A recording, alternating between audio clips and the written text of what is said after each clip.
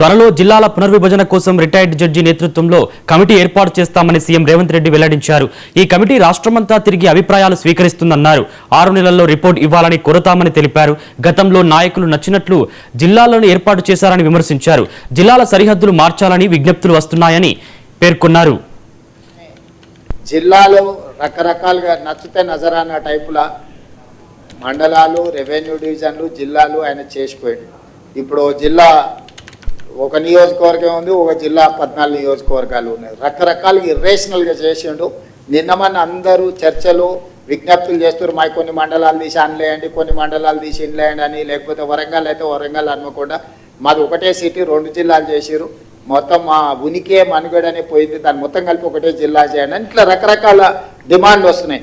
మళ్ళీ political decisions తీసుకుంటే న్యాయం జరగదు, సరైన విధంగా విభజన జరగదు.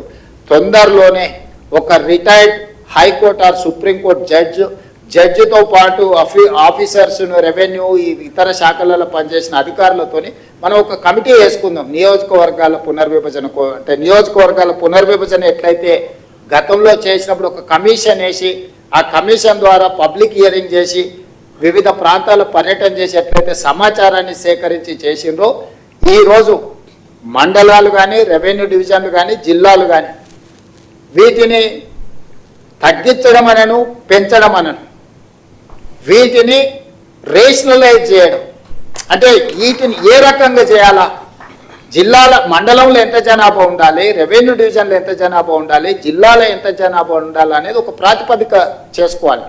ఒక దగ్గర 3 లక్షలు ఉండి ఒక దగ్గర 1 కోటి ఉండరు అనుకో, దీన్ని ఏ రకంగా మనము పరిపాలన చేయగలుగుతాం? ఇట్లాంటి సమస్యలు మా దృష్టికి వచ్చినాయి. తొందరలోనే దీనికి సంబంధించి రేపు బడ్జెట్ సమావేశాలలో పూర్తి స్థాయిలో చర్చ చేస్తాము. చేసి ఒక retired high court or supreme court judge నేతృత్వంలో ఒక కమిషన్ అపాయింట్ చేస్తాం. ఏపీ సీఎం చంద్రబాబు స్వగ్రామమైన నారవారిపల్లెలో సంక్రాంతి సంబరాలు జరుపుకుంటారు. 15